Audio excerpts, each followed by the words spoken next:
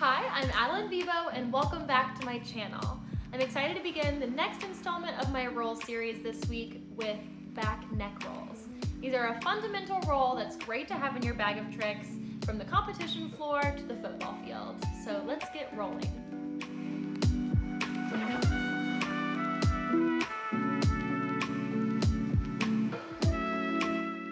Just like every other roll, we're going to start by talking about what our body should be doing. So let's go from the top down and talk about what our head's doing first. As soon as you put the roll on, your chin is going to drop towards your breastbone, towards your sternum here. It's going to go down, but when you do that, you want to make sure that you don't round your shoulders forward.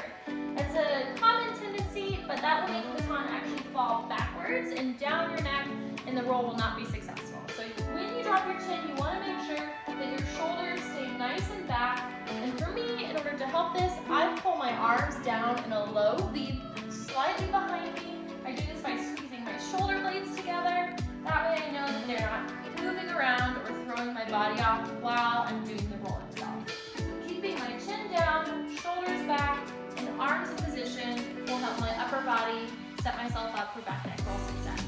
Now we're working our way down to what is arguably the most important part of the back neck roll body work. That's the footwork. So similar to the continuous elbow roll, your foot pattern is going to be in a circular motion. And so let's break that down. Your first step is going to be on the left foot to the 45-degree angle. Your second step is going to continue that curve. On this right foot right here, you're going to turn the corner, as I say. So that's where you're going to bring that left foot around and you're going to begin that second half of the semicircle. Your fourth step will take you parallel to facing the front. Your fifth step will begin the second half of the full circle and take you to this angle. Your sixth step will once again turn the corner before your seventh step lands you facing the front parallel to finish the full circle.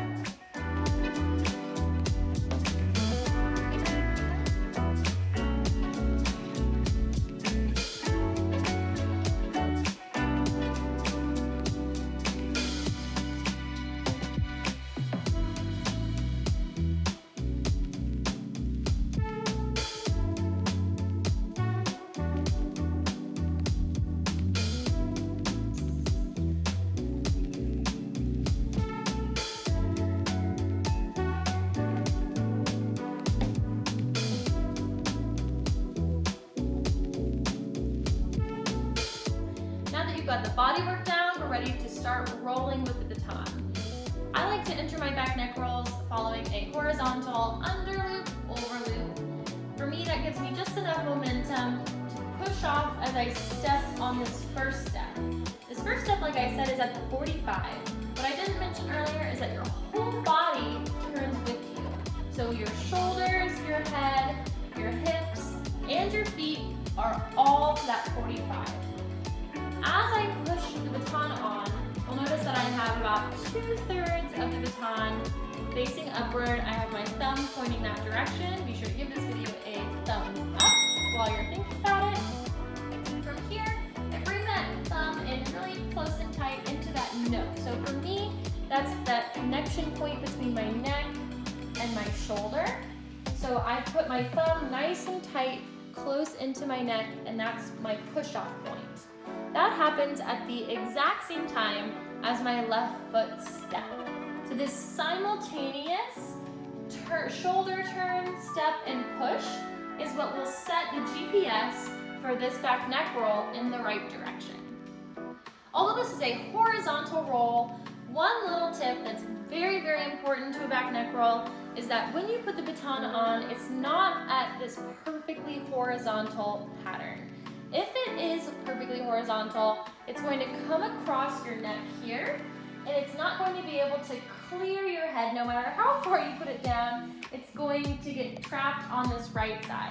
So if you're having problems where you're starting the back neck roll, but it kind of dies here on this right side, it's probably because your baton is not at this more vertical pattern. So to ensure this pattern, when I put the baton on, I keep my elbow low and tight into my chest. That way I know that it's not perfectly horizontal, but that my baton is more at this slight angle as I push it on. That angle will allow it, as it swings down and as you turn it underneath it, to clear up and over the top of your head from the right to the left when you get to that third step in the back neck roll.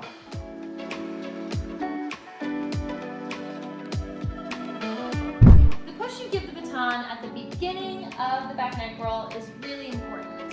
If you push it too fast or with too much power, it will likely spin too fast for your feet to be able to keep up. Your baton will be moving faster than your body, and it will likely spin too fast and fall down your back. If you give it too little push, it'll likely die, or if you do end up matching your feet work to it, you'll have to go really, really slow. So I encourage you to experiment, figure out how much is too little, how much is too much, and how much is just right. So let's start thinking critical about what exactly happens in the back neck roll. After I've looped under, over, I've turned my shoulders to the 45, I've got my baton at the diagonal, and I've experimented just enough to figure out how much push is just right. I'm going to begin by pushing it from this left side of my neck to the right side. And as this baton reaches the right side of my neck, that's when I'm going to simultaneously step with my right foot. So every time the baton is on the left side, I have my left foot touching the ground. Every time it's on the right side, my right foot touches the ground. So this happens at the exact same time, and this timing is incredibly important to ensuring back neck roll success.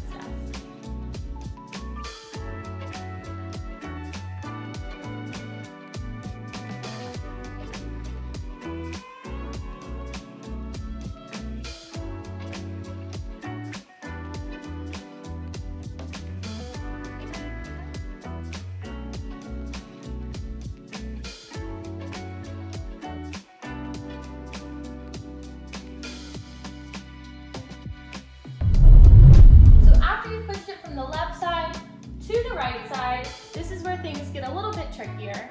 The baton is going to swing down near your right ear, and remember your head is down, so it's going to be able to clear over this right ear to come back to the left side. And by turning that to the left, you're going to be able to move underneath the baton while also continuing the motion. See this little vertebrae right here on the back of your neck that pokes out a little bit more than the rest? That's going to make a perfect little shelf for the back neck roll to sit on top of as it rolls across the midline of your body each time when it's going from the left side to the right side and then up and over back to the left. If it's too low, the baton will likely fall backwards or you'll lose control. So by keeping it up higher in your neck and nice and tight into the sides, we'll keep it nice and within control. So the baton goes from the left side to the right side, and then up and over. Then it's going to come back to this right side as you continue turning, and it's going to come up and over again. So it's this continuous pattern of the baton scooping from left to right, and then down, up, and over. Now, it's really common to have a lot of arm work or a lot of dipping up and down, but the way that I see it, the more you bob your body, the more the baton wants to bounce or bob up and down with you. So by keeping your body all on level, nice up on your toes with no knee bend, you can ensure that your back neck roll all stays at one level and is nice and smooth. After you've gotten a couple good back neck rolls in, it's time to wrap up. You want to finish it by coming out of it. You can catch it on either side and with either hand. But what's important is that after you finish, when you come up to catch it, bring your head up nice and tall, shoulders always staying down, and you catch it confidently.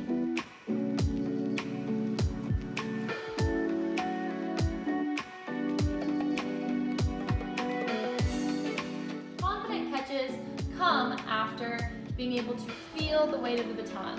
So if you refer back to the fundamental rules of rolling from my very first roll series video, you'll remember that it's always important to feel the weight of the baton and let the baton guide you. So feeling it all the way around can can let you know when is the best time to reach up and catch the baton to finish your back neck rolls. As with any of the other rolls that I've talked about in this series, drilling is probably the most important.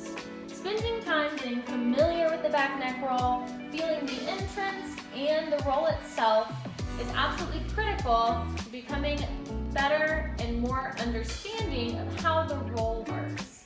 For me, filming myself and referring back to the film to see maybe what wasn't quite right, or seeing what I could do differently, maybe it was too much push, too little, maybe I'm moving my arms too much, or dropping my head and chest. For you, it might be totally different, so I encourage you to film yourself and get that visual to help you self-correct. Back neck rolls are the foundation to so many horizontal rolls, so really taking the time to drill and perfect these will pay off. I hope you found these tips and tricks helpful, and if you did, be sure to like, subscribe, and comment below to let me know. Until next time, work hard and be bold.